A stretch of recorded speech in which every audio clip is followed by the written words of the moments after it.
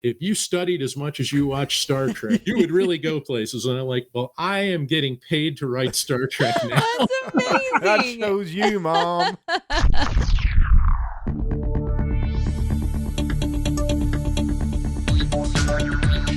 Captain's Pod, Stardate 801923.1. Welcome aboard Starship Enterprise, and thank you for joining us as we take a brief shore leave from the world of CinemaSins to explore the universe of Star Trek. I'm your Captain Ian, and with me as always, she will add your biological and technological distinctiveness to her own. It's Ambassador Deneé. I like playing with my food. Oh, I guess the Borg do that, don't they? That's gross. Yeah.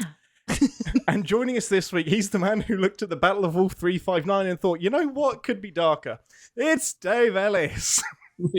Yes, everything can be a little darker. Everything could be a little bit darker. Hello, sir, and welcome aboard the Enterprise. Well, thank you for having me. I'm more than happy to. Now, the internet says that you are a writer, short film maker, video game writer, and general Star Trek fanatic. Did I miss anything off the list? No, that covers the top of the list. Also, arcade game collector, pinball machine. There's not.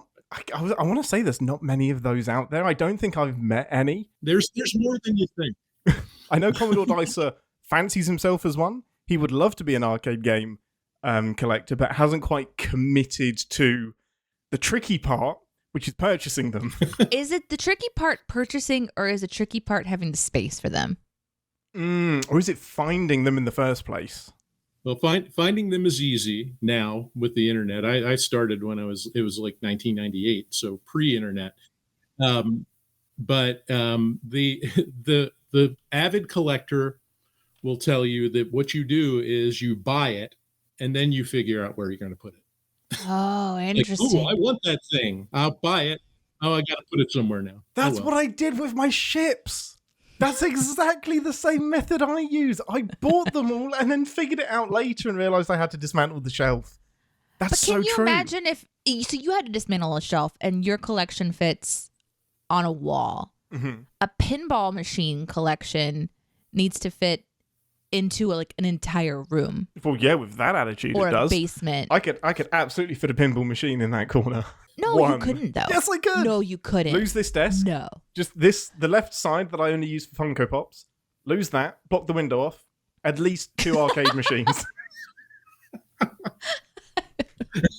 Okay. Yeah, I see your point. Okay. This is right. how Starfleet won the war. It's that kind of thinking. Well, we've abducted you to talk about your award-winning short film 359.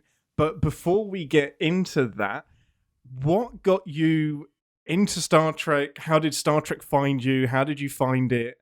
Give us your Star Trek origin story. Okay, so I am what you would officially call an old. An oldie?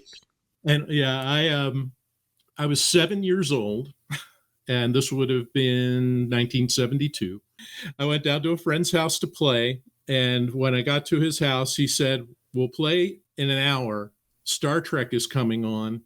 We're going to watch. I want to watch Star Trek first." And I said, "What's Star Trek?" And he's like, "It's a really cool space show. I think you'll like it." Wow, that's a great start. So I sat down and watched it. The first episode I saw was original series, the Galileo 7. Oh, great episode. That I saw. A lot of Spock. When it was over, I didn't stay at my friend Michael's house. I left and ran up the street back to my house, and I was like, "Mom, Dad, there is this cool television show called Star Trek." Oh, that's awesome. And 52 years later, wow, you're still running down the street, just knocking on everyone's door. Yep. Hey, you got to hear about this Star Trek thing. It was really funny because it was maybe a year or two ago that I found my friend Michael, who I hadn't seen since I moved out of my parents' house. Found him on Facebook, and I friended him on Facebook, and I was like, "You need to know what you started." That is fascinating, being able to pin it on one person. That's really fun. That is one of my clearest childhood memories, the first time I ever watched Star Trek.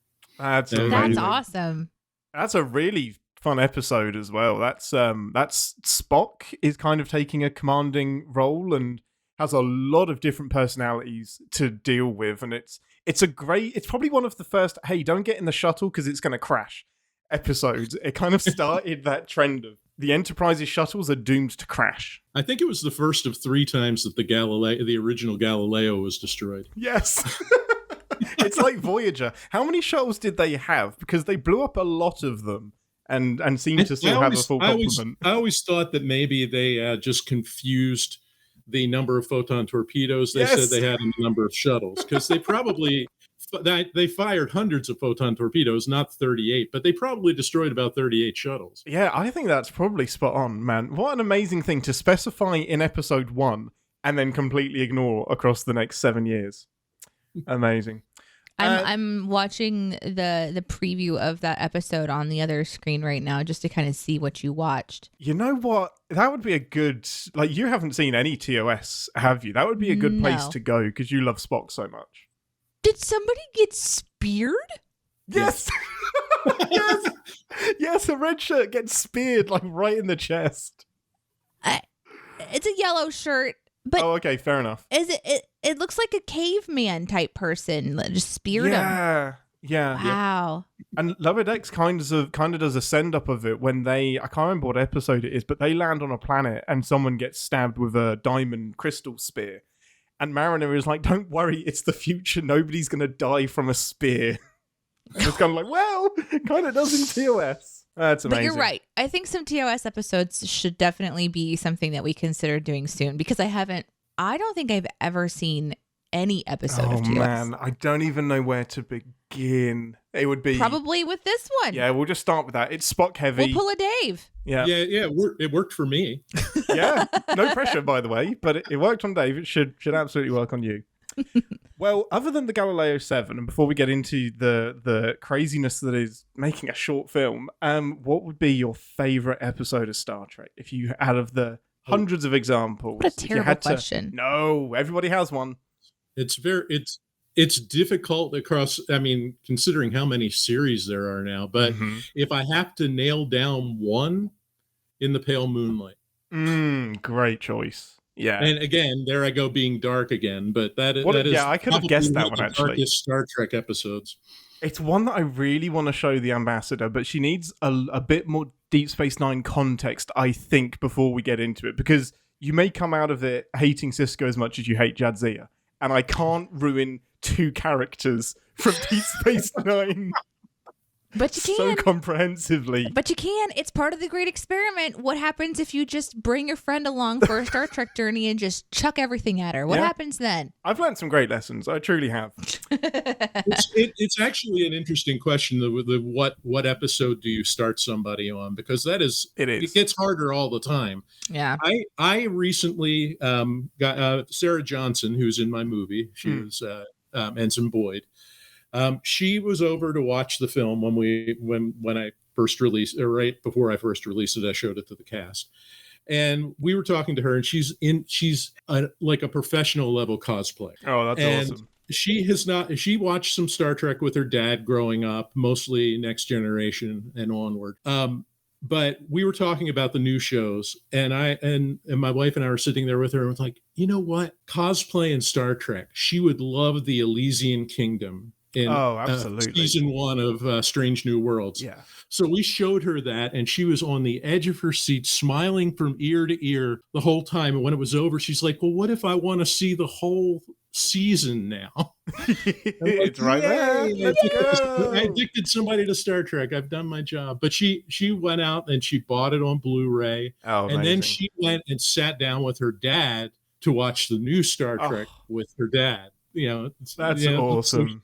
She's fun. So excited. She got so excited about it. It was really cool. I think that's a really great answer to the question. You have to tailor it to the person that you're introducing the show to. Like, there is no one answer. It genre hops so much. There really is something for everybody. So yeah, I don't think there's one answer. Other than there isn't. There isn't one answer. I don't know how you do it.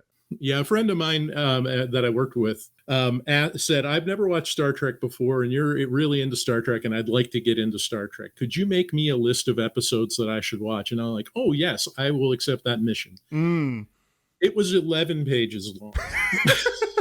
because you did all of them in order. I tried to weed out the really bad ones, Yes. But I mean, when I looked back at like it shows like Enterprise, where I really didn't think a lot about the episodes and the quality of the episodes until I went back through a list of the episodes of Enterprise. I was like, and I'm like, oh no, that one's good. Yeah, she should see that one. I think there were 120 some episodes of Enterprise. My list was 93. Honestly, like that of all of the Star Trek series, it's one of the ones that benefits from a rewatch the most. And that's why I think in the last kind of 5 years, it's had its resurgence. And if you ignore the finale, it is in and of itself a really solid Star Trek series. I will forever be baffled why. I think it was oversaturated. I think there was too much sci-fi out at the time. There was definitely too much Star Trek. So yeah, I think it had the wrong time for it, sadly. But let's get into your lovely mood. I have a question. Blake, go for it. Yeah, I want to know, when did you know you wanted to make a fan film? That's actually a good question, a good way to get into this, because I didn't know that Star Trek fan films existed for the longest time. And I guess, you know, with YouTube and everything, they're a lot more findable now than they used to be. But the thing that brought it to my attention when I was doing designing and writing one of the video games that I worked on, it was a Pac-Man game based on the TV. It was based on the TV show, which is, you know, came and went in like 2 seasons. That's amazing. But one of the people who did the voice acting for that created a web series called Star Trek Continues. Oh, and yes, I know it well. Have you watched any of that? Yeah, I've seen all of it, I think. Yeah, those are very much worth watching. I mean, if you like TOS, because it finishes the 5-year mission. Yeah, and just the set design and the quality of it it's kind of cheating to call it a fan production, because it's so up there. Yeah, that was before the fan film rules, when you could make full-length episodes, you could crowdfund.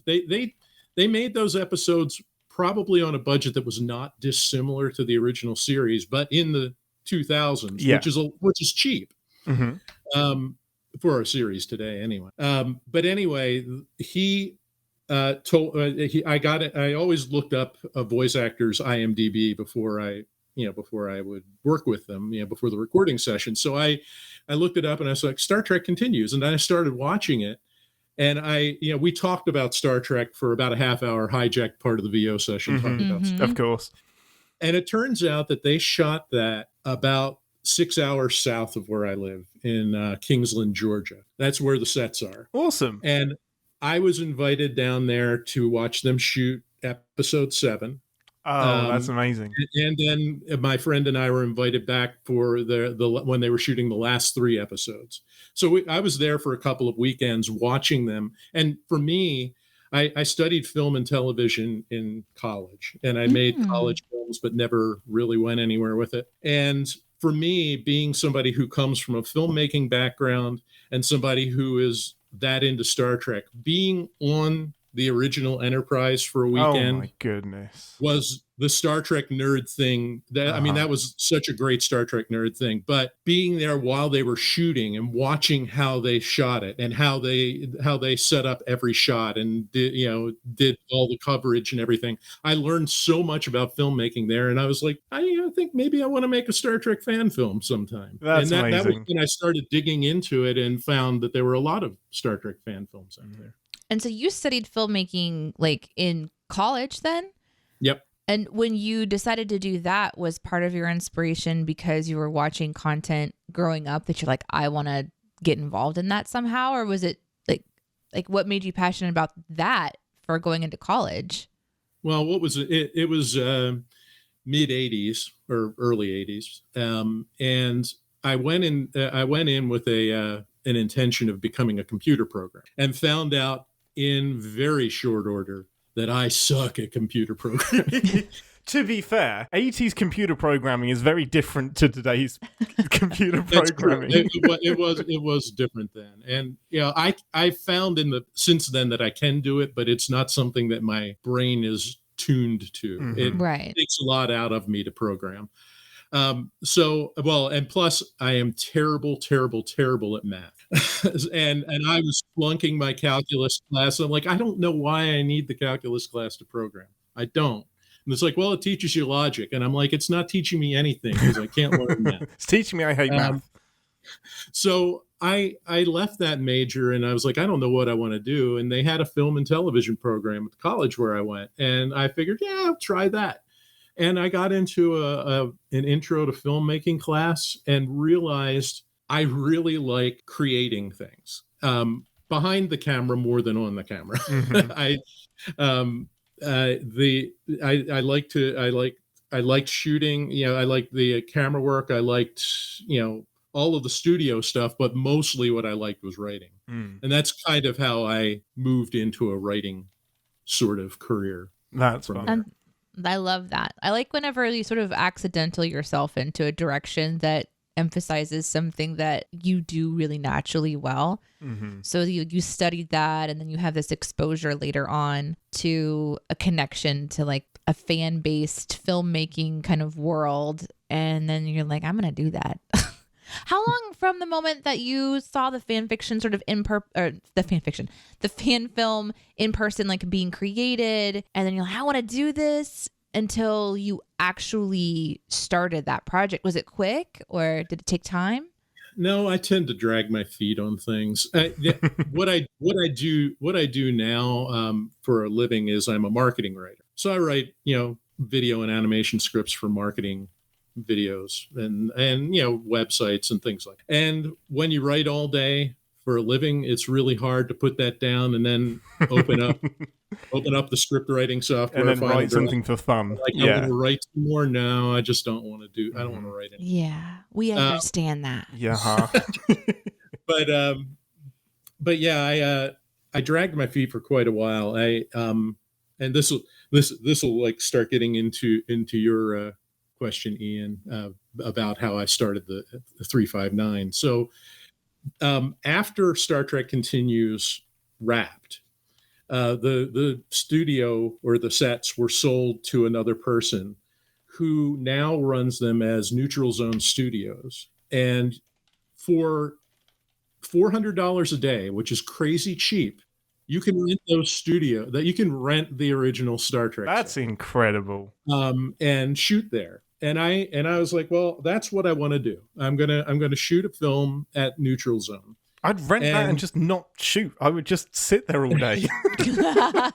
I'll tell you, between shots, when I was down there for Star Trek Continues, I had the visitor's badge, and they were like, "Yeah, go anywhere you want. Press some buttons."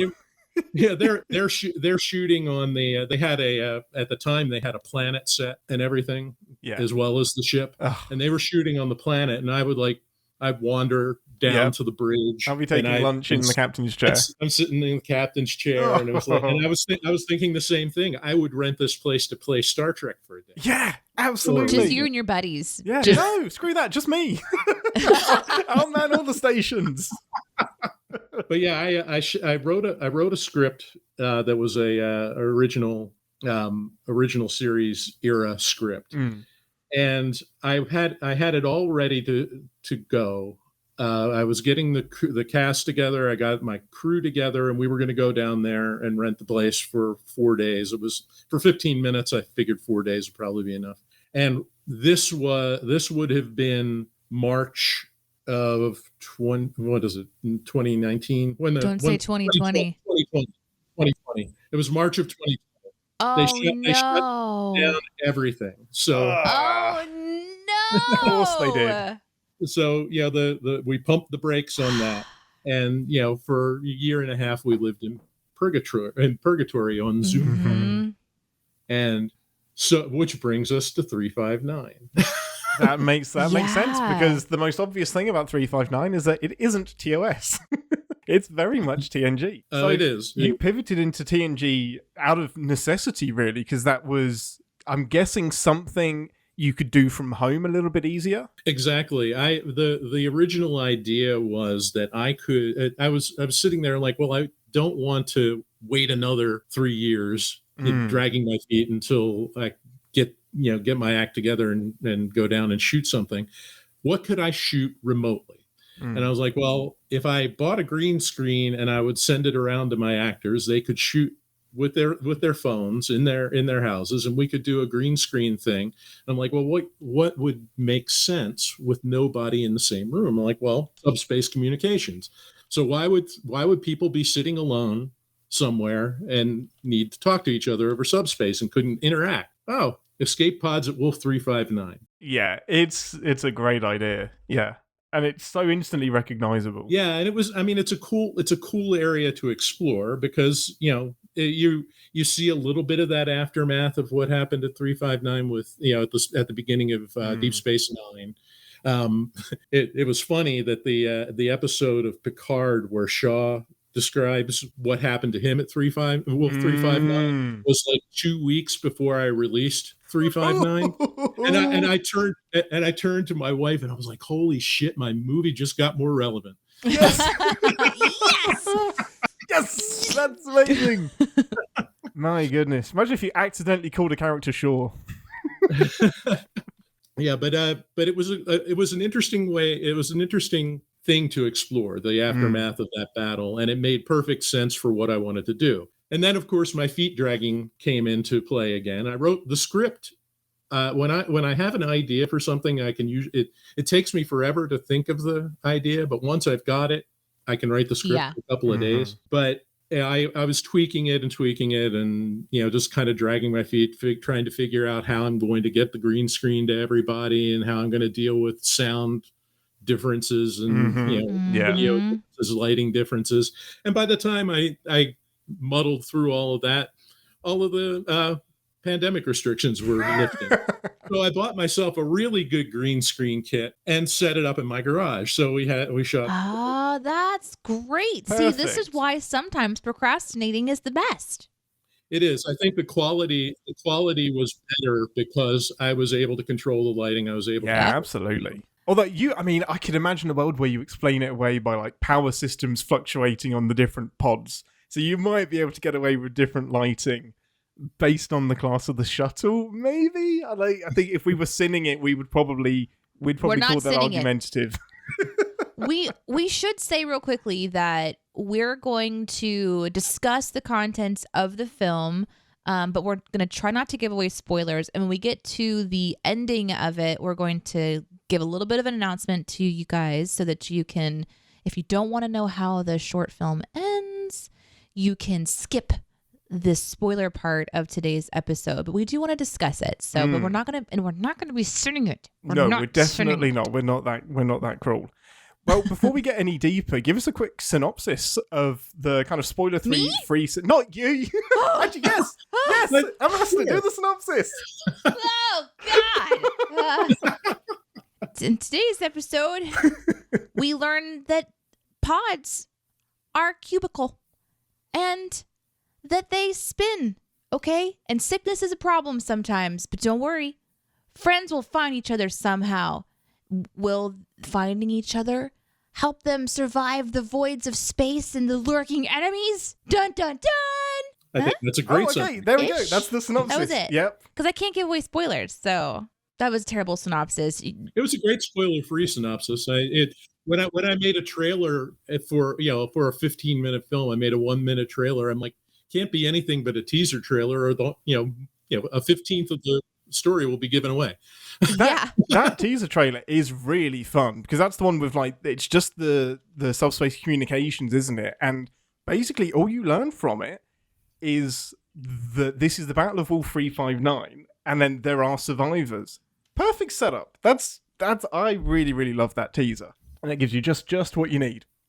So how did you find your crew and your cast? Well, the first person I cast was my friend Sarah, who was Ensign Boyd. I worked with her for years at the ad agency where I worked, and she was the first one I cast because there's a scene where she comes back in from a subspace, when everybody else is talking on subspace, and she's solving a riddle because they were playing a riddle game.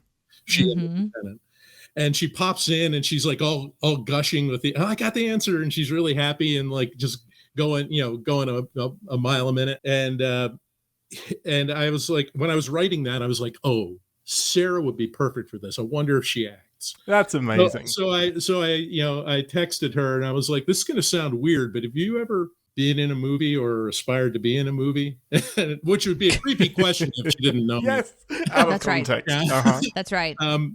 But I was like, the reason I ask is I got this part that in the Star Trek film, and I really I think you're perfect for it. And it turns out she did do some acting when she was in high school, and she was like, yeah, I'd love to do it. So I got her. My friend Doug was the second one I cast, and he's the engineering chief. Chief Absolutely love him. It's the perfect grumpy engineer. Just he's so much fun. Well, Doug was a good choice because for two reasons. One, multiple reasons. He's really into Star Trek. He was really enthusiastic to do it. Plus, he's one of my older friends, and I needed an older person for that part than the other parts. So I got Doug, and then Adam, who played Commander Zahn. He and his wife played the other two parts. Adam, I worked with. He was another writer that I worked with at the ad agency, and his wife is a theater person. So he's like, yeah, Sarah can play that part. So he has an incredible kind of captain energy and charisma about him, doesn't he? Yeah, he does. And I needed that kind of person younger guy who can take charge, who's a higher rank than Chief Frazier, who's an older guy who's like, you outrank me, but I've been through it. So I was at Setlick 3, my friend. I know my stuff. I earned this t-shirt. Exactly. It's no small feat to get to know a group of people enough to empathize with them in 15 minutes. Like that's not a small undertaking. How did you get around doing that? Which I think you've succeeded in, to be honest. Well, like I said, I think that people are sometimes disappointed when I explain how I write something, because, like I said, once the idea was there, I just wrote it, and I knew who the characters were, and this part sounds crazy to people who aren't familiar with writing, or at least my writing process. Once I know the characters in my head, I can think, well, okay, here you are in this situation. What do you have to say? And then I just write down what they say. Yeah.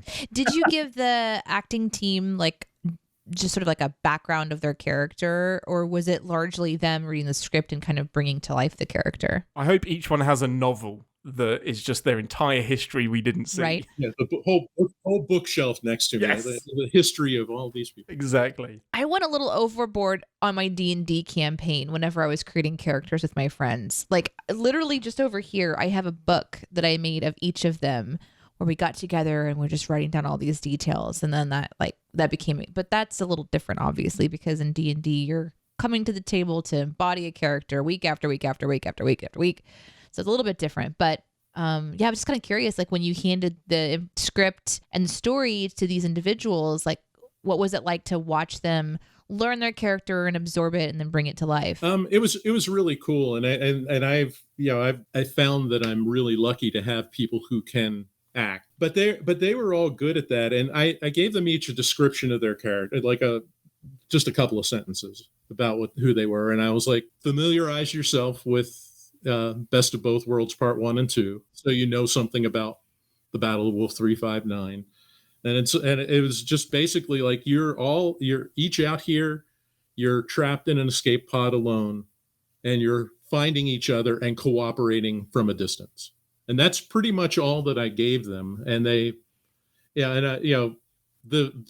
little personality traits like were in the character descriptions. Like I told Doug, Chief Frazier's grumpy. He thinks he should be in charge, but he's really the lowest ranked person there. But Pip crossover Scotty and O'Brien, and that's what you've got there. He's so fun.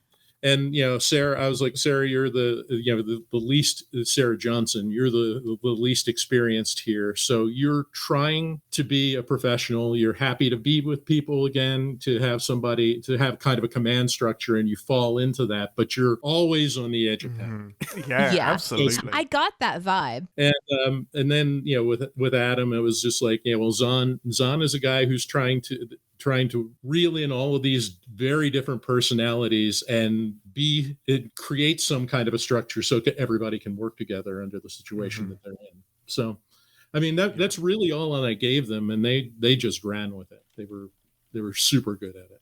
Yeah, I think they did a great job.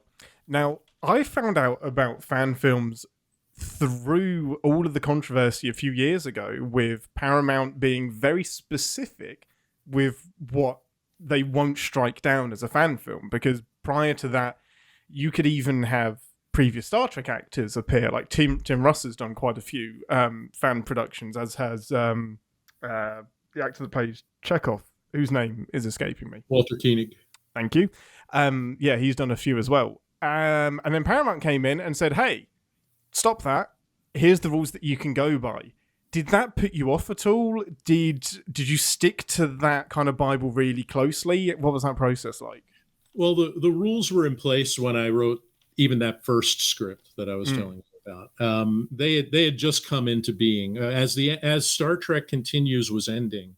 They had to get special dispensation from Paramount to finish the last 3 episodes. Wow. Because they were doing 50-minute episodes. Oh yeah, full on TOS episodes, and they had always had a very open relationship with Paramount, and they were very told them what they were doing at all times, and Paramount was like, yeah, cool, just finish it fast because we've got to lock this down because we're not having you held up as a precedent. Yeah, the story. I mean, the brief story behind that was that somebody was making there's a really cool 20-minute documentary style film called Prelude to Axanar, which is just bonkers good. And it came out, I think, 8 or 9 years ago now. And they used that to fund what was going to be a full-length Axanar motion picture. And when they started promoting that, the creator of that was like, this was around the time, I think, I don't remember if it was Into Darkness or Star Trek Beyond that was about to come out. And yeah, I think it was around Beyond. He was online saying, we're making the Star Trek film that the Star Trek fans want, and this is going to be so much better than what Paramount's making. And that's when Paramount was like, nope. Yeah, okay. Nope. We've been really cool with y'all. But get ready to get beamed off. But I'm not going to do that anymore. there was a lot of I was not one of the people who was kind of dismayed at that whole thing, that it had to be 15 minutes long, that it had the budget part of it, you can't crowdfund more than $50,000. And I'll tell you, I didn't crowdfund 359 and it was way less than $50,000. I'll tell you that. But I mean, that's kind of cool because it kind of puts everybody on an even ground. Yeah, I think makes sense. I mean, quality wise, and it's not like, at least until recently, I didn't think it was a big competition for who's the best fan filmmaker. Yeah. I wasn't put off by the length of the stories, because you can tell a really good story in 15 minutes. You can, if you've got unlimited amount of time, you can overwrite, and it just gets big and bogged down in itself. And and it was interesting that around that same time that everybody was playing by these fan film rules, they started doing short treks in between the seasons of Discovery, which were between 8 and 20 minutes long. Loads of fun. Really good stories that they just told quick, and it was done. And I was like, I think that's I saw it as more of a challenge than a restriction, because you can tell a great story in that amount of time and wrap it up. And absolutely, especially if you're willing to go dark. I mean, you can see why Paramount wouldn't have a problem with Star Trek Continues, because the production value is so high. Like, basically, they're pushing the brand forward, and Paramount doesn't have to pay a single dime to do it, and it looks incredible. I think there's an element of Paramount wanting to protect themselves. It's not all money grabbing. They want to protect themselves from the brand becoming diluted as well. It's a really complicated situation to get into. Even Axanar itself, I know, had some controversies around the crowdfunding and stuff like that. So I'd recommend everybody do a bit of research into that one. Yeah, I don't talk about it too much in a public way, because like I said, until recently, I didn't know exactly how much infighting there was within the Star Trek fan film community. I had no idea. Yeah. And I'm like, why? We're all, I mean, ostensibly, we're in this because we love Star Trek and we want to express our own little story within the Star Trek sandbox. You got the film all finished, wrapped up, was putting it out there, and then the award stuff came around. So had you heard of these awards? This is where my knowledge is a little bit lacking. But you were nominated for 7 and won 5. So how did all of that come about? Well, when I guess it was probably a week after I released the trailer, I got contacted by an Australian podcast called Trek Zone, and they're like, we've never heard of you. We cover all the fan films, and we've never heard of you. You just came out of nowhere. And we saw this, and we're intrigued. So I was interviewed on that podcast right after the trailer came out, and and I didn't know at the time that they did every year that they did the Trek Zone Fan Film Awards. And what they do is they basically allow, or they take all the fan films that were made, and I think there were 59 of them last year. Wow, in 1 year. That's incredible. And they just like make a database of those, and then they watch them all, and they had their I think it's 14 categories, and then they pick the top 4 out of every category, and then you do the awards, and it was when the nominations came out, I was like, this is nuts. That's incredible. This is like the first movie I've made in over 30 years. And I just came out of nowhere to do this, just do it for fun. And it's like, and you think I'm worthy of these awards? I'm like, that's nice. That's amazing. And that's pretty humbling. That's really, when you're really recognized for it, because like you went through the process of how the process of putting it together. I mean, that takes a lot of time. Then the editing of it all takes time, and because the entire thing has all this production to it. It's not just a simple green screen lighting and then sound. You had like sound design in there. There was even like some like the graphics design, because there's a moment where in the upper left hand there's like a computer, like a scanner that comes up. Like, is that something that you created? Well, because I was just looking at it, I'm like, this is so thought through. There's CGI stuff there's just all this stuff that's going on. So, it's nice to know that someone watched that and saw all of it and recognized that it was valuable. It must have felt really nice, because you can tell that you got work into it.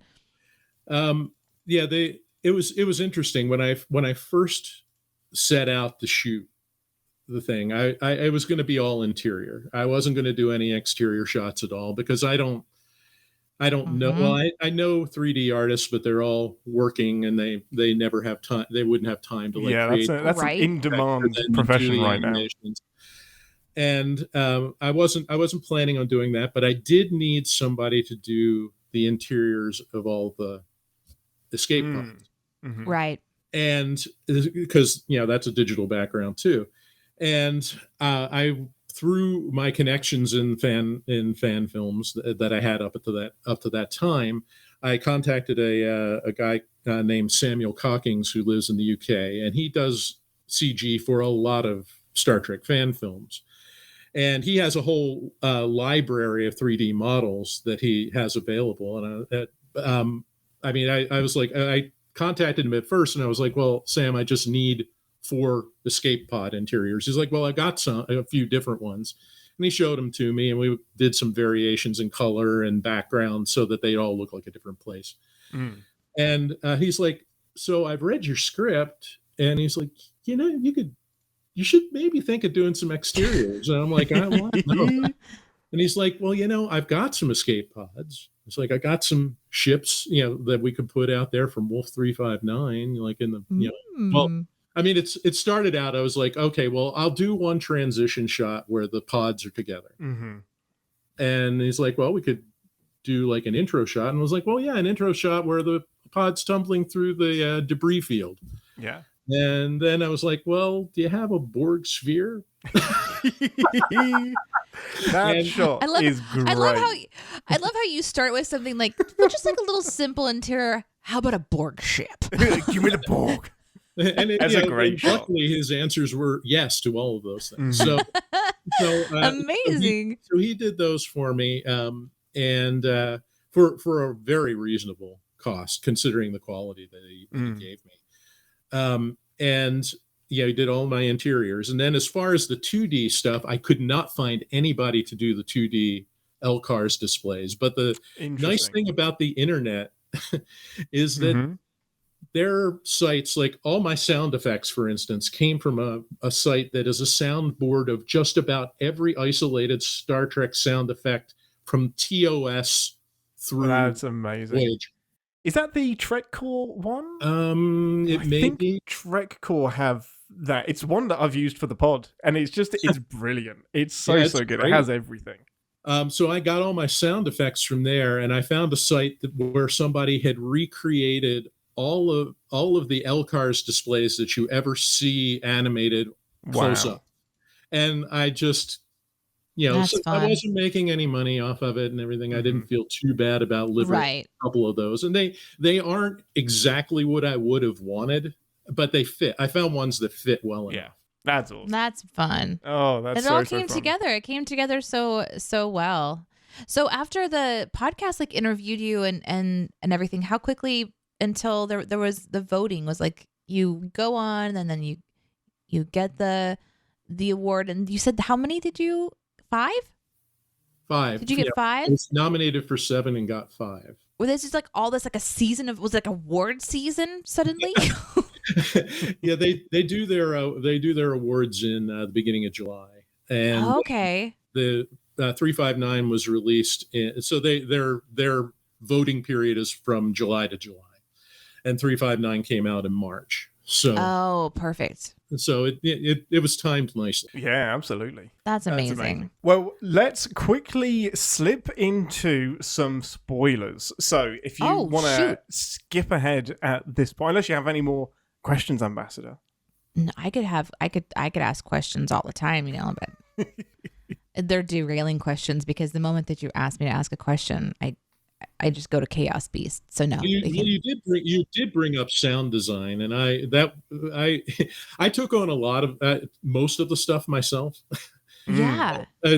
Despite the fact that I know sound designers, and when I told one of them that I was doing it myself, he kind of laughed at you. But I think it turned out okay. The Final Cut Pro, the editing software that I use on the Mac, is just magical. The things that it can do. I mean, just for editing. Well, the editing was the hardest part of the whole movie, because having 4 different live scenes going on at the same time and lining them all up properly and keeping track of where everything needs to be on the screen at any given time. Yeah. But I did the sound design in there, and that was it lets you do surround sound. If you've watched it with surround sound, the opening battle there, and all the voices, and when the Borg come in, they're from every speaker at once. Oh my God, that's amazing! That's so intimidating. I need to go and put this on my TV. But yeah, the sound design was a lot of fun. Even though one of the things that you've got to that I would advise people who are making a fan film to tell their actors is do what you want to do as far as touching the buttons and working controls, but keep in mind that every time you touch something, I've got to put a sound on that. That's so true. I didn't think about that. Keep the fingers off screen as much as possible. And they were most of them were really good about it. They just did what was in the script. Adam, and I gave him a hard time. I bet he just wanted to go ham. Don was touch typing the entire time. It's man, so many sound effects. Oh, that's amazing. But it didn't, what I liked about it is that it never felt like it was the same. It wasn't the same sound. It was a really there's, and I've noticed this when I watch Star Trek, because there's different noises that all indicate things, and we noticed this on Strange New Worlds when we watched the first season. I think it was the first sound that you hear or something was from the original series or something. Yeah. And Ian was like, "Did you hear that?" And every sound kind of has a history. Yeah. And, Whenever and you so, hear a boop, boop, boop, boop, yeah. So for you they all have a function. Yeah, there's an open comm sound, and there's a closed comm sound, and there's a text scrolling on the screen sound, which I use once in there. One of the little subtle things, and I don't know if you hear it too much if you're only listening to it through one speaker, but through surround sound, you hear it really well. Every escape pod has a different ambient background.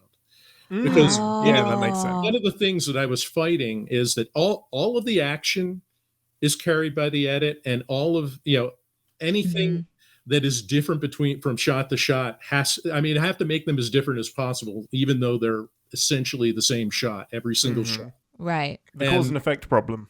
Yeah, exactly. And the changing the background sound and things like that are something that, so when you're in Chief Fraser's pod, it sounds a little different than when you're in Zahn's pod, Boyd's pod. I'll go back. Awesome. I'll go back and watch it kind of with that in mind. But I felt like it was really immersive. It wasn't like there wasn't like the quiet of like being in an elevator or something, and then just the sort of the silence that was really robust. And I'm drawn to sounds.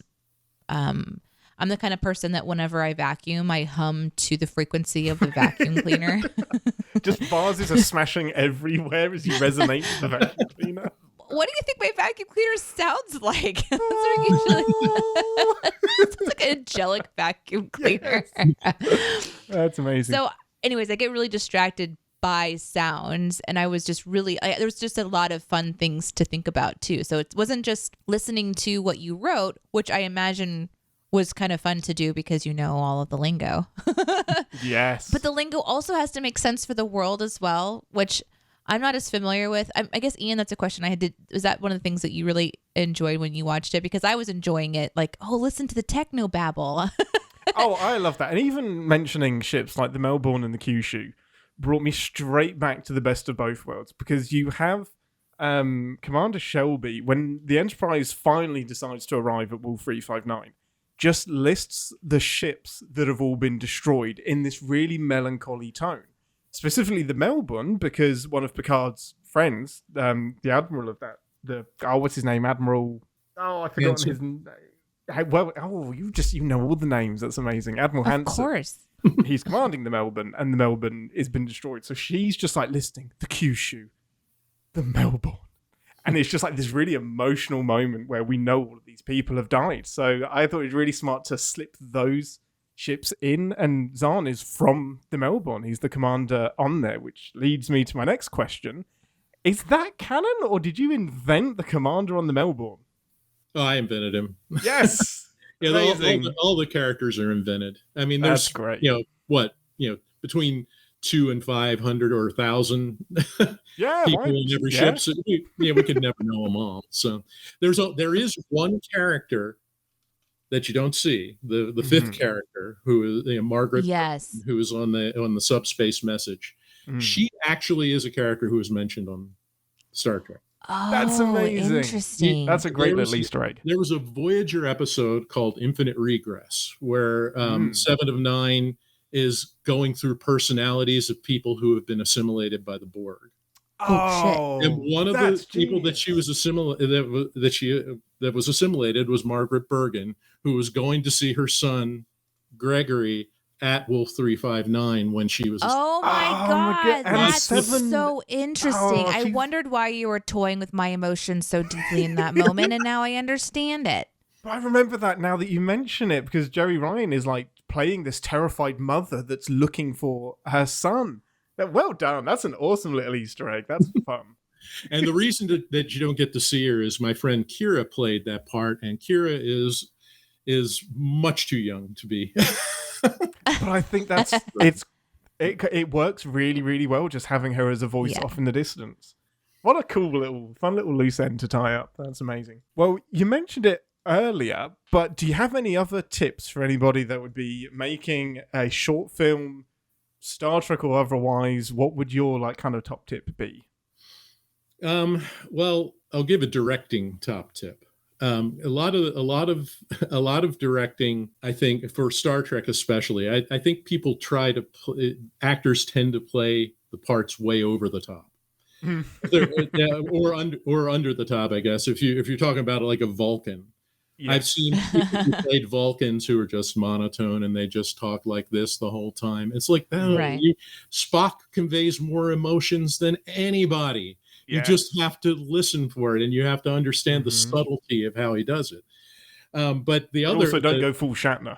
Yeah, that's the other thing is that you go. Damn it! It's the Borg. There's got to be a way. It's like, my God, I can't raise the shields. But that kind of thing. What my directing, as far as what the actors did, was I was like, this is the situation you're in. Be you in this situation. Just act like you would act in this situation within the parameters of the character. Yeah, but because these aren't guys that are acting full time, so it's a big ask to then dive in and do something really, really intense and serious. Yeah, that's a great one. What about for somebody, like, it sounds like there's like really fun resources too, and you've mentioned, many. I love that. I guess there's not really a question for that. It's just I like that we talked about it, because then if anybody is thinking, oh, I don't have those resources, there's actually a whole community of Star Trek fans who create content that you can use by reaching out and having those and starting those conversations. Like there's a set that exists. There's people who love to create the artwork or and those kinds of things. So I think, like, in my mind, I'd be like, oh, I could never do that. But then there's more resources if you just ask a few questions. You don't have to reinvent the wheel. Like, what else did you reach for that you found in the community? Really, it was more just, looking. Well, I, of course, actively looked for sound effects and LCART displays, because I absolutely needed those. But the other things are just, I talked to a number of people who had made films before. But honestly, you don't even have to go into the fan community to find out a lot of things. Like I'd never lit a green screen before. But there are YouTube videos that teach you how to do anything. Oh my goodness. Yeah. And it, like I said, the Final Cut Pro editor for the Mac is magical, and it's wonderful. And the only reason I was going to use, Macintosh the Mac OS comes with an editor, a video editor, which is a really good video editor. It does good green screen. What it doesn't do is have multiple video tracks. It only has two, and I needed as many. Kind of crucial. Actually, sometimes 6, and I couldn't do that. It would have taken me years to edit, because I would have had to render out every shot and then layer that on my goodness shot and another. So Final Cut Pro is the best $300 you can spend. That's awesome. And then as far as music, I used music pretty sparingly, but what I did, a lot of Star Trek fan productions do this. They pull music from existing soundtracks, and I am a soundtrack junkie. I have my iTunes up right now. My sci-fi and fantasy film score playlist is 1,400 songs long, 3.1 days. So I have got dozens and dozens and dozens of Star Trek, soundtracks. And I pulled that from I pulled the music from a Voyager episode called Dark Frontier, which was a Borg episode. I didn't want to use Best of Both Worlds music because it's really recognized and in your face. It is, really iconic. Yeah. And I just wanted something more subtle, but something that said Borg. It nailed it. Yeah, it absolutely gave me that impression for sure. Shall we go into the spoilers then? Yeah, let's head into some spoilers. Warning. Warp core collapse in 10 seconds. Okay, let's get straight to the end of it. You kill everyone. Why did you do that? What, you absolute bastard. Why did you kill everyone? One of the things that somebody in a film class asked me when I was in college was, are you ever going to make a movie that doesn't have a gun in it? And we were making 3-minute films back then. And I was like, well, if I'm going to create a conflict, escalate a conflict, and end a conflict, there's no faster and arguably lazier way to do it than with a gun. It's like, there's danger. Now I'm dealing with the danger. Bam, somebody's dead. End. Yeah. So Yep. it certainly wasn't. It certainly wasn't like that with 359. But because you never saw any of these people before, you never really heard much about what happened to people at 359. You figured that most of them died. Yeah. And you were saying, Ian, about how hard, how it is to, get a story into a 15-minute arc.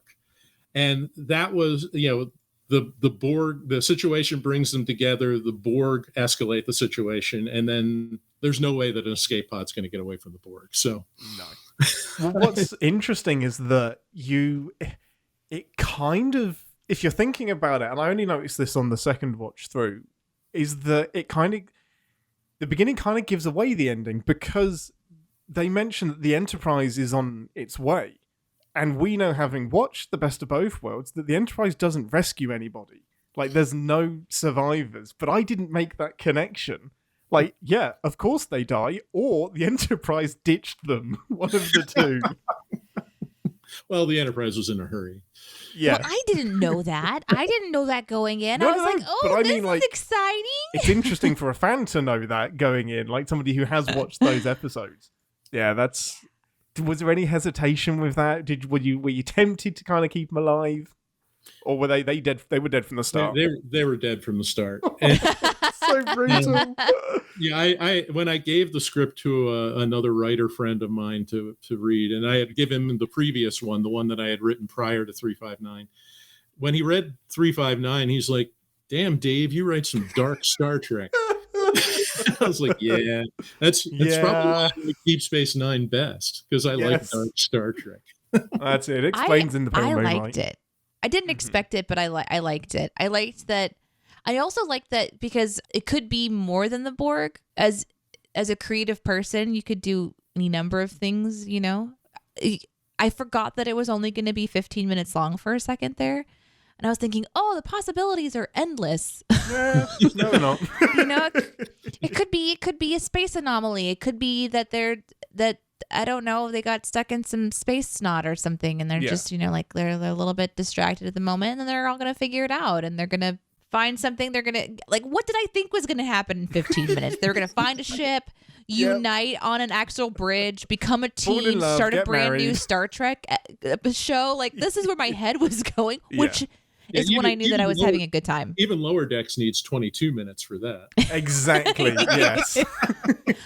But I loved that I was in it and I was enjoying it, and I think that's a testament to the way that it was set up, because it was all of it working together that made me think that there was so much possibility. So then, you can see the Borg thing at the end, and I'm like, fuck. Well, shit. That makes sense. And then it comes in, resistance is futile, or you will be assimilated. I can't remember what the word was, because I was like, well, god damn it. Well, shit. And I really like, how did you come up, well, was it easy to come up with the idea of like the relay thing? Because it's a classic, like the really fun thing for me about the short film is that it's classic engineering, gonna try and figure out a way to out-engineer the Borg and survive our way through this. And the relay thing is really fun because each person is further out and they get picked off one by one until there's one remaining.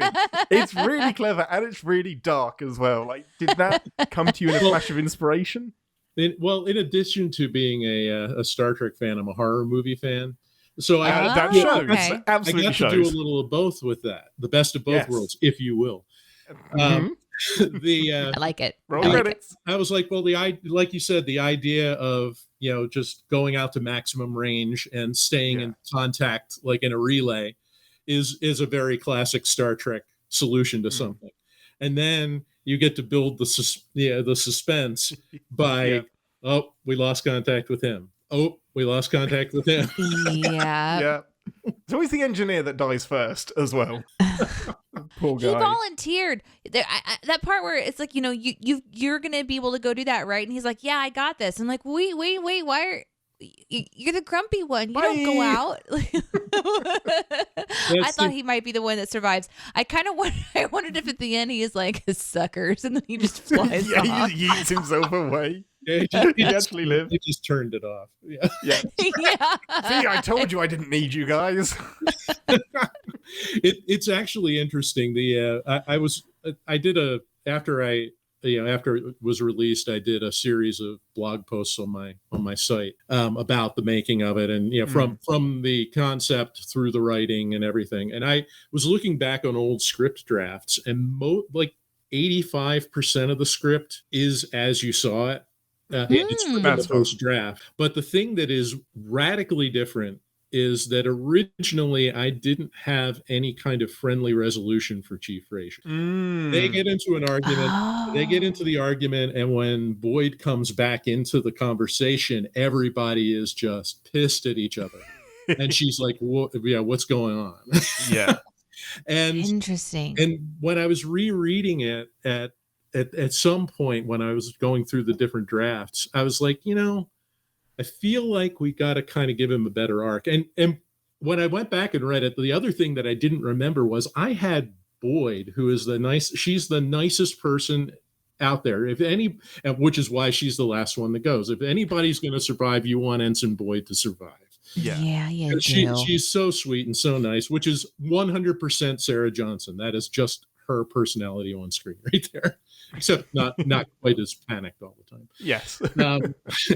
But I had her character when Frazier goes out to look for Margaret Bergen's pod, and they lose touch with him. Well, Weber's like, well, what should we do now? And Zahn says, well, we can't just leave him out there. And Boyd says, the hell you can't.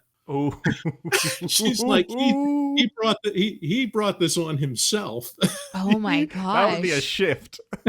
Yeah, that was, and that changing that scene, I think, really made it a whole lot better. Yeah, I can see that being very tempting, but the restraint to stay true to the story has got to be really, really tricky. Yeah. Well, and also like the pacing of it too, because you've got the conflict of the looming mystery, and that's a conflict. So to have another conflict of character, you really do want more time, I feel like, to resolve that. So what a good idea to edit that down on instinct. Like, because that, I don't know, I felt like I was about to watch a brand new show of these different characters coming through, and I'm not. You know why? Because they're dead. Well, they're not dead. They probably lived a very long life with the Borg in the collective. They were probably still out there. They're still out there. Right just through the Borging first season of Picard. Yep, exactly. There might be some XPs. That's amazing. Any loose ends you want to tie up before? I have one question before we end.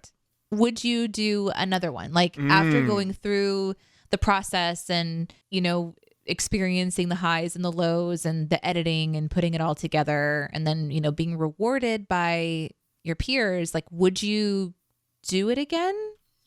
Well, I've got that original script that I wrote that's ready to shoot. I've got at least 3 other ideas on the table in various stages. One of which is you're allowed, under the fan film rules, you're allowed to do a 2-parter, like 2 15-minute episodes. Oh, interesting. Okay. Oh, okay. Good loophole. And I have a really awesome outline for a Star Trek comedy musical. Now, of course, Strange New World, because I dragged my feet long enough. They beat you to the punch. They beat me to the punch, but this is way more comedy.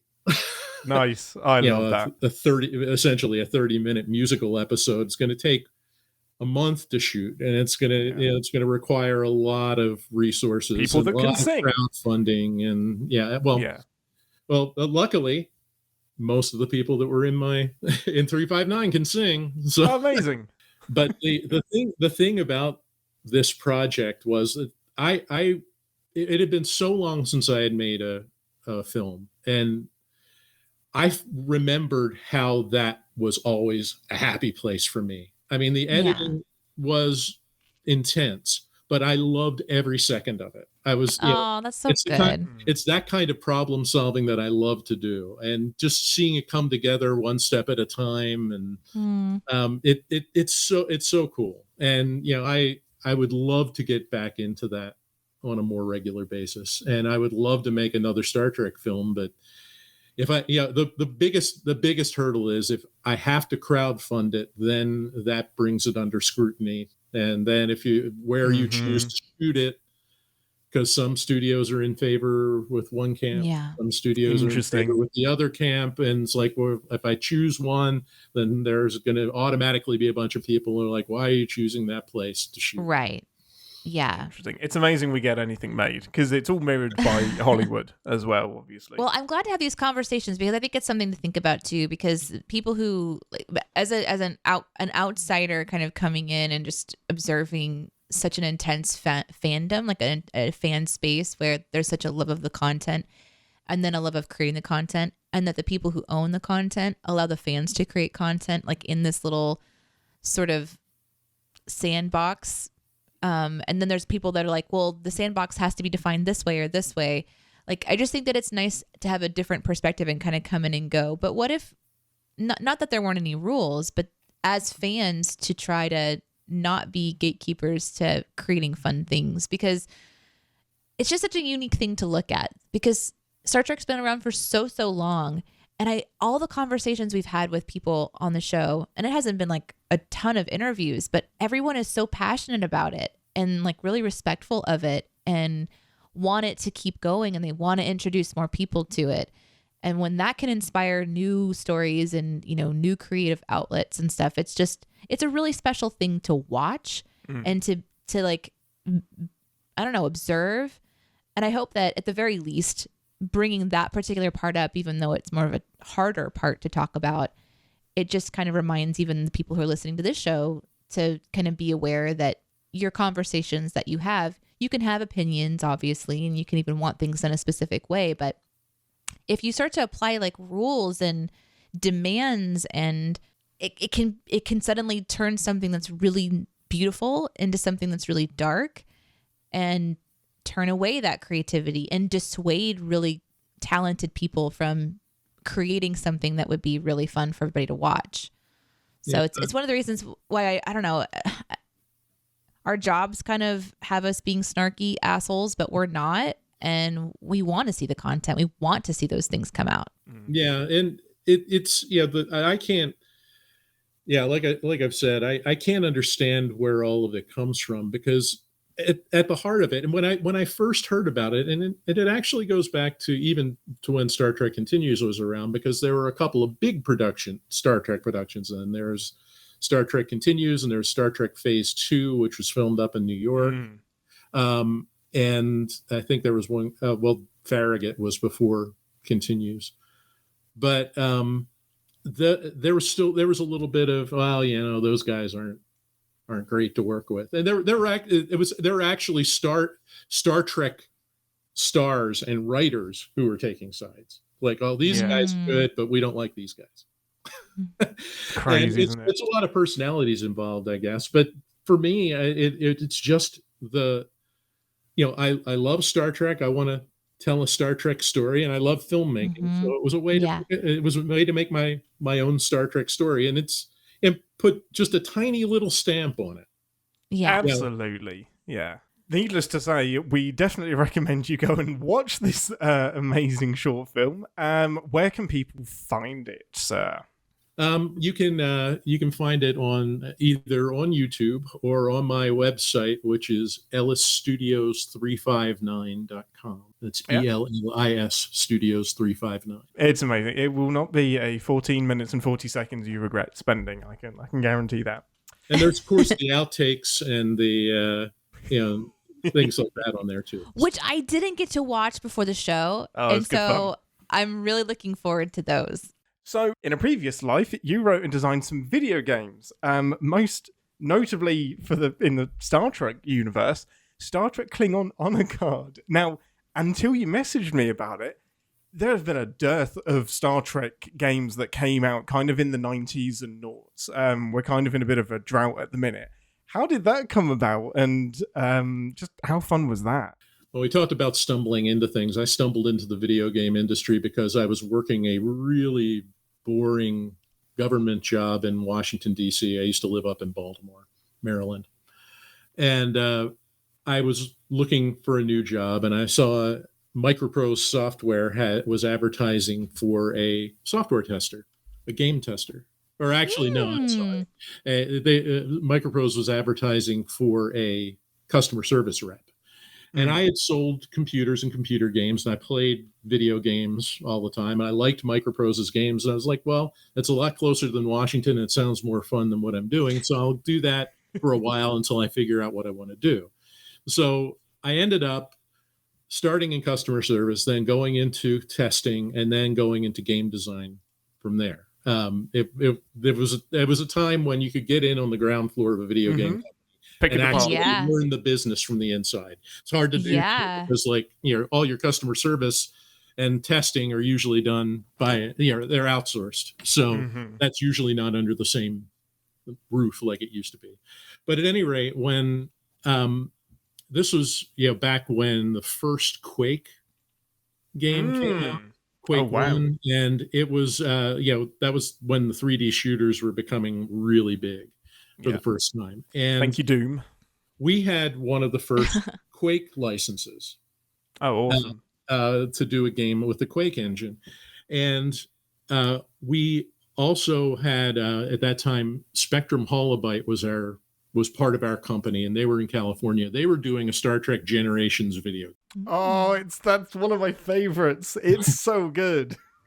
Yeah, better than the movie. I might fight you on that, but it's very good. I'd welcome it. But we already had a relationship with Paramount, so we decided we were going to do a Star Trek game, and we were talking about how to do a Star Trek shooter. And I was, for some reason, they're like, "Hey, Dave, you really need to join this conversation because that's awesome." Brainstorming Star Trek games. And I'm like, well, if you were going to do a shooter, it really doesn't. Well, Voyager Elite Force did it well eventually. But I was like, it's really not a Starfleet kind of thing to run around and shoot people as the main thing that you do. Yeah, it's kind of, but it's not kind Gene of Roddenberry's vision. It's kind of a Klingon thing. So what if we made it a Klingon game? And we pitched it to Paramount, and they liked it. So I wasn't officially assigned to that game. I had Chris Clark was the game designer on that, and he and I sat down and hashed out the story. Once the story was done, they're like, well, Dave, you get to write the script.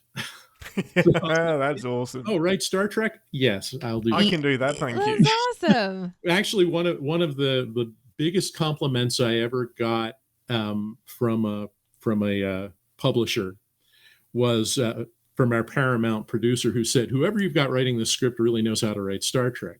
I was like, that's awesome. What was really funny was I called my mom after I got assigned this, and I was like, remember back when I was in high school and you said if you studied as much as you watched Star Trek, you would you would really go places. And I'm like, well, I am getting paid to write Star Trek now. That shows you, Mom. I knew this would pay off. I love it when a plan comes together. Amazing. That's brilliant. So yeah, I got to write the script for that, and it was in the old days of shooters where the format was you get a briefing before the level that shows you the map and tells you the objectives, and then you go into the level and you do your thing and you complete the objectives, and then you get a briefing for the next level. So originally we were going to have Michael Dorn do the briefings as Worf. Oh. He, because they were doing the Generations game, he thought his agent, I don't think it was actually him, I think it was his agent, thought that he's like, well, Michael is the most important Klingon in Star Trek, so he should get paid the sum total of what all the actors got paid on Generations. Oh my goodness. And we were like, we're going to call Tony Todd. Worf's brother, Kern. So I got to work with Tony Todd. But you're talking about Candyman here. Like, Tony Todd is still a big get for a video game. Well, he was great, and it was actually his very first video game, and I found that out when I met him at a convention about 5 years ago. That's awesome. I brought Klingon. I was like, you probably don't even know, but I was the writer on Star Trek Klingon Honor Guard. And he's like, oh my God, that's the first video game I ever did voiceover for. That's so fun. fun. I was like, it's the first video game I ever did the writing for. It's like, so he was like, oh, we got to take a selfie together. And then he signed. Oh, that's fun. Oh, that's amazing. So yeah, he was in it. We had Robert O'Reilly as Gowron. And we had the Duras sisters as well. That's incredible. Oh, That's yeah. all of the big Klingons other than Worf are basically in this game. Yeah, exactly. And it was really cool. And we had our when we released the game, we had our release party at the Star Trek Experience in Las Vegas, where we had the place to ourselves for like 3 hours. Oh, we had that's all of fun. Quark's bar, and we had the ride, and everything was free, and we could do everything that we, that would have been the most awesome Star Trek geek experience in the world if it hadn't been for the fact that I knew that the our internal producers, or two producers, the game designer and I, had planned a trip after the party in Las Vegas. We added on a few days to the trip, drove to Los Angeles, and got to tour the Deep Space Nine and Voyager sets. Oh, that's brilliant. Oh, that's so fun. Yeah, that's so to fun. sit in the captain's chair of the Defiant. Oh, yeah, you did. And Michael Dorn's bottom has touched that. And they wouldn't let us take any pictures on the tour. Oh, that makes sense. Man. But they did let one slip in, because there was nobody around when we were in the Voyager transporter room. It's like, okay, there's nobody here. If you guys want to get up on the transporter platform, I'll shoot a quick picture. Oh, that's amazing. I do have a picture of me in the Voyager transporter. That's fun, because Voyager would have still been on the air at that point. Yeah, it was season 7 of Deep Space Nine. So Voyager was only like in season 3 at that point. Yeah, right in the middle of it. That's awesome. Oh, you've managed to tick off the original series, Bridge, Voyager, Deep Space Nine. You're only missing the Enterprise D. Yeah. Well, they said, man, it's too bad you weren't out here like a month or so ago, because we had all the First Contact sets up. Oh, of course. And they just struck those sets a couple weeks ago. And you're like, okay, let me give you my phone number. Next time, call me. Don't you let me miss out. I need directions to your dumpster, please. Yes, please. Isn't that a little bit wild? I remember I have a friend, well, now, our bosses, they like worked at like the movie theaters, and but I had a friend who called me, and after movie theater would finish up airing a movie, they would just take all the stuff down onto the theater and just put it in the dumpster. And there was just these incredible memorabilia. And at one point I gave it away. I tried to give it to Aaron, but it was too large. It was a insanely gigantic tarp from Incredibles. So it had the big Incredibles logo on it, but like you can't put it anywhere unless you own a building or something. Then, unless you're meant to make a statement to your neighbors, and that's just the decor on the side of your home. I think he would. So big. I think Aaron would make that statement. I'm amazed he didn't take it. Yeah, my basement is big enough for things like that. That's fun. Actually, one of the first game that I was the lead designer on was a game called XCOM Interceptor. It was like the 4th game in the XCOM series that Microprose had done, and we had a big display from E3, the big game conference every year, and we had like a wall-sized display for XCOM Interceptor, and we had it in our office after E3. And when they shut our studio down, when they laid us all off, I was like, I'm taking that. Yeah, and it was mine. Yeah, it was like I said, I had no idea where I was going to put it, but I got it, and then I'll figure it out. Amazing. So it is literally a wall in my basement. That's brilliant. Amazing. It's just the entire wall. Yeah, it's about 12 feet long. Speaking of your basement, that brings us quite nicely onto your last passion that we're going to talk about, which is the arcade machines. Now, you have a beautiful selection of Star Trek pinball machines, and you basically have an arcade in your basement, correct? I do. That's amazing. I started collecting the games. I didn't know that you could actually own a coin-op game until the late 90s. I grew up in arcade. Well, I didn't grow up in arcades. I was in high school when the arcades were big in the early 80s. And I loved video games. And I never thought I could own an actual arcade video game until one of the artists that I worked with at Microprose, he was moving to California, and he said, I have a video game, and it's the Star Trek, the Sega Star Trek game. It's a vector graphics Star Trek game. Sega. It came out in 82. And he's like, do you want it? And I bought it from him. And that was my first game. And then when I had to look things up to repair that game, because you have to repair very old video games and pinball machines, you have to know how to repair them if you're going to own them. And I found out that there's a huge community of people who collected them. And at the time in the 90s, video games were dirt cheap. I mean, arcade video games, nobody wanted them. There were warehouses full of them that people didn't want. And there was an auction that is still held about an hour and a half from where I am in North Carolina, in Winston-Salem, and they auction off video games. So at one point I had 15 arcade video games, including that original Star Trek, but I also had Dragon's Lair, if you remember Dragon's Lair. I had a ton of them, Centipede. And then I bought a pinball machine, an Addams Family pinball machine, about 19 years ago now. And I started getting more into pinball than I was into video games. So eventually I sold off all the video games and started collecting pinball machines instead. Oh, that's fun. And right before the pandemic, I got the Star Trek Next Generation pinball machine. That was the first of the Star Treks that I got. And it's a really cool game. It's really fun.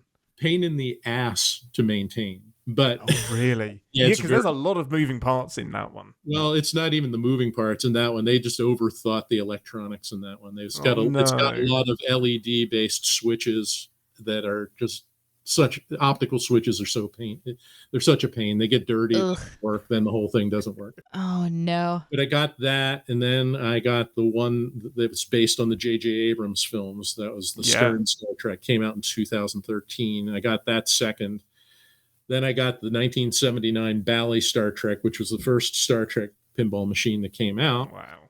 And then finally, just this past year, I got the 25th anniversary Data East Star Trek. So I've got them lined up in chronological order in my basement now. Amazing. Well, I am sure that would make the Commodore very, very, very jealous. And you may find that he's in the neighborhood at some point and knocking upon your door. Let him in. He's docile. He's fine. You'll no lose him for threat hours. To anyone. Yeah, you won't know that he's there. Well, you've been extremely generous with your time. Before we wrap up, this is something we've done with guests in the past. We're going to have a rapid fire, no pressure. First instinct that comes to your head, 10 questions, just a choice between one or the other, and you're going to be put on the spot and have to make a very quick decision. Are you ready, sir? Let's do it. Okay. TOS or TNG? TOS. Earl Grey or Ractigino? Ractigino. Janeway or Boimler? Boimler. That's a real dick question. Oh my god. Gach or Hasperat? Hasperat. Quark's bar or 10 forward? Quark's bar. Spock, Ooh. Spock or Spock? Nimoy, Quinto wait. or Peck? Spock or Spock? Yep. I have to go with Spock 1 just because Nimoy's the original. Kirk or Kirk? Shatner, Pike or Wesley? Pine, not Pike. I'll go Shatner. Yeah, no, I think I'm with you. Vulcans or Romulans? Vulcans. Shuttle or transporter? Transporter, but only if somebody else has used it first. Yes, good answer. Final question. Will there be a follow-up to 359 explaining what happens next for the main characters? In the sequel to 359, it takes place in season 1 of Picard, and they're all XBs on the artifact. Oh, they get to meet them again. Amazing. That's the I love best. it. That's great. Well, thank you very much for spending a good amount of your thank you afternoon so with us. much. That was so much fun. Where can people find you on the internet? Your projects online? Where can people harass you? Well, the film project again is at ellisstudios359.com. You can also find my arcade obsession at davesclassicarcade.com. Amazing. Well, anything else, Ambassador, before we beam Dave off somewhere? What episode of Star Trek would you recommend from me? You mentioned writing 11 pages. I don't need 11 pages. But off the top of your head, if you were going to have me watch something, that, what would it be? Something you haven't already seen. Hopefully. But at the same time, it's okay if I have. It's more of this is a personality quiz question. Yes. What would a ditzy person watch? That'll make sense in the outtakes, everyone. I would say the Trouble with Tribbles.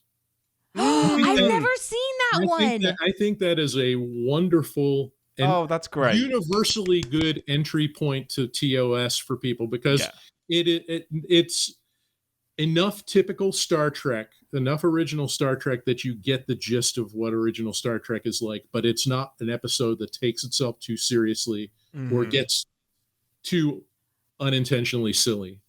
Oh, and I love that. Nice little mystery in there as well. I think we'll add that pretty high to the list of episodes. I think that's a good way to dive into TOS. And they immediately follow it with Trials and Tribble-ations from Deep Space Nine. Yeah, absolutely. Tribble-ations. Is that really an episode? Okay, I'm ready. It's an extremely clever episode. So yeah, I think that's a great idea. Well, thank you for joining us, Dave. Thank you at home for joining us and listening to us. In theory, this comes out at around kind of Thanksgiving or Christmas. So happy holidays, everybody. And if you're actually listening to this in October, whoops.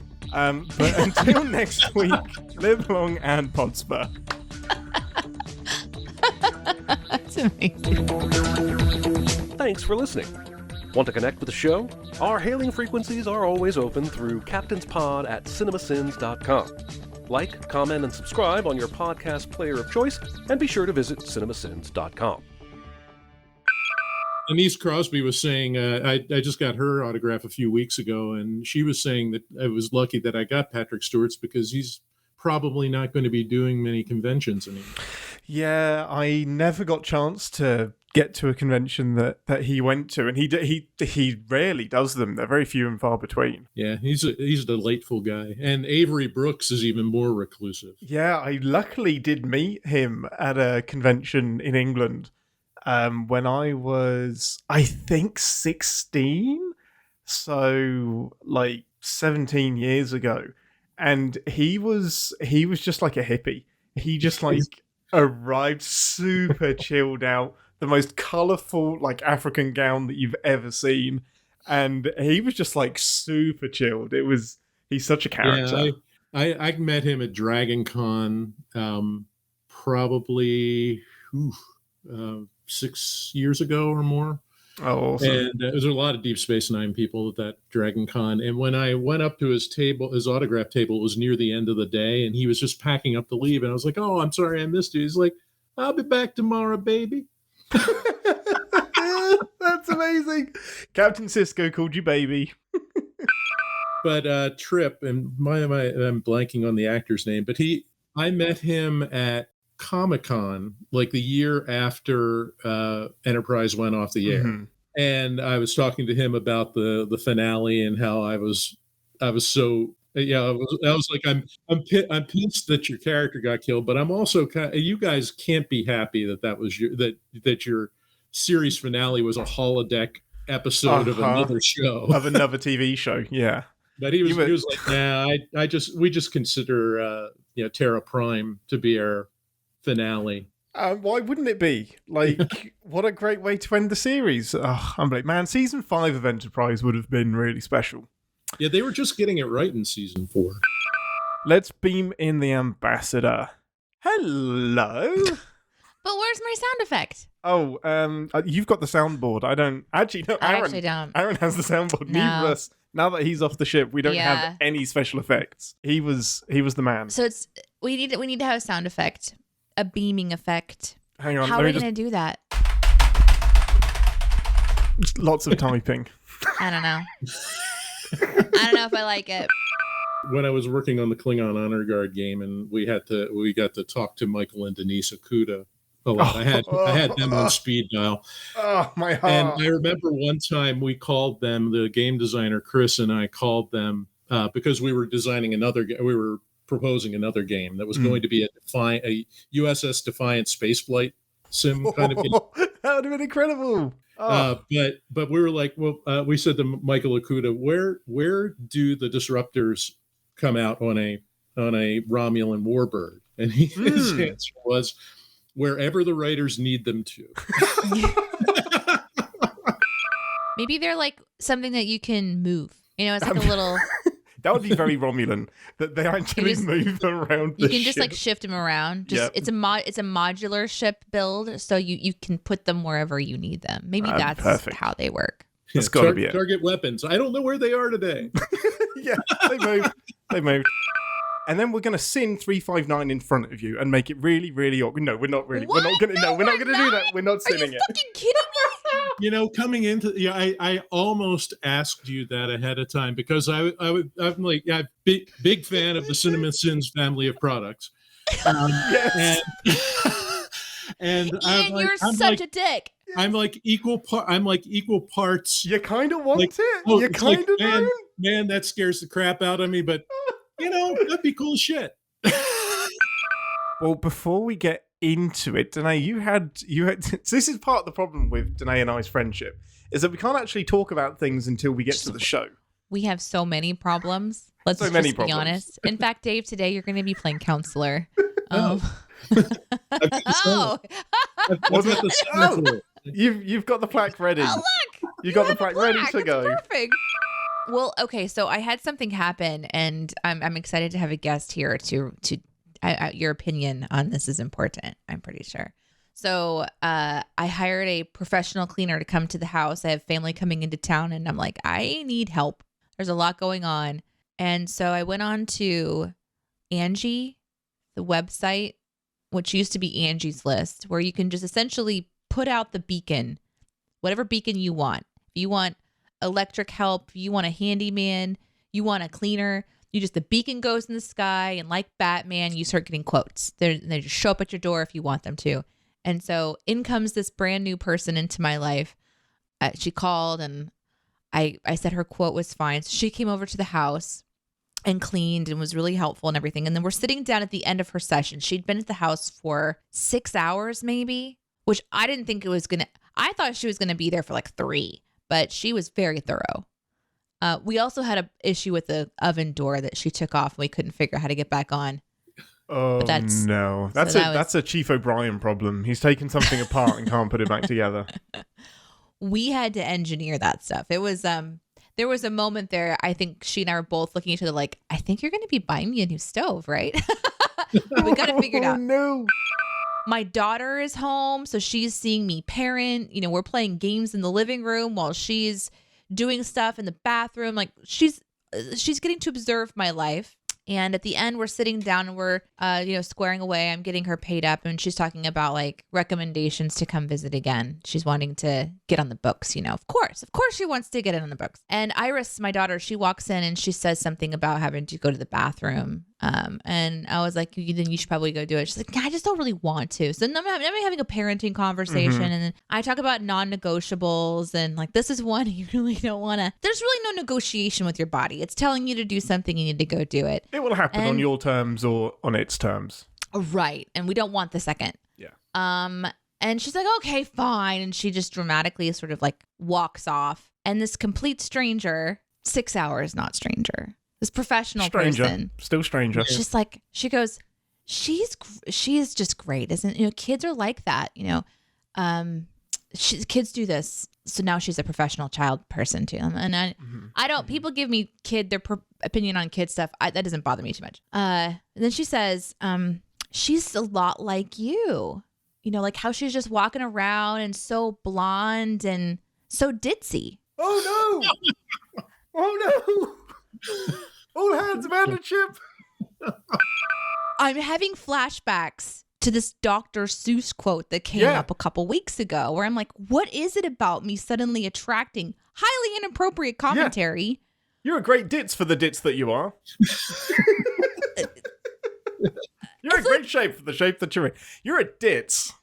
You're a ditz. I'm a what? You're in great shape for the shape that you're in. Yeah. Right. You're a great ditz. As far as ditzes go, you're a great version of the ditz that you are.